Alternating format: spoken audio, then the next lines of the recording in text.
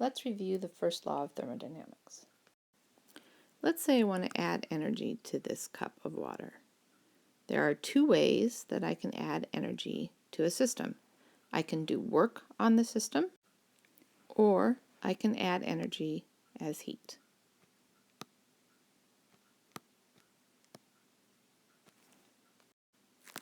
To do work on the water, I'm going to take a weight and drop it in the gravitational field. So there's a force of gravity acting on this weight, and when it drops, I get an amount of work done by the weight on the water of mass of the weight times gravitational constant times the height over which the weight has dropped. This weight is going to turn paddle wheels in the water, and so this mechanical energy is going to be transferred to our system, the water.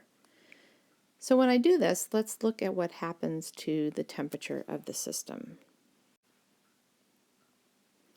So as the weight drops, the paddle wheel turns and the temperature increases.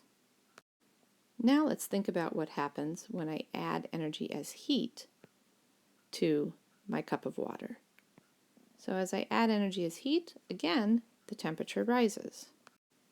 The energy transferred to the water as work tells me the total change in internal energy for that system.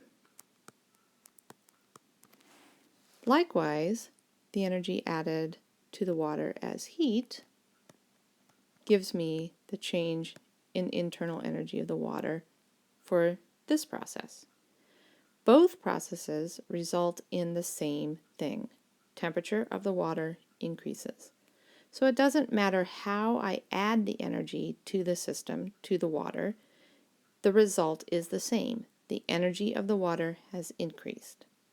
Since there's only two ways to add energy to the water, either work or heat, I can say that the total change in internal energy will be due to any changes in energy transferred as work plus any changes in energy transferred as heat.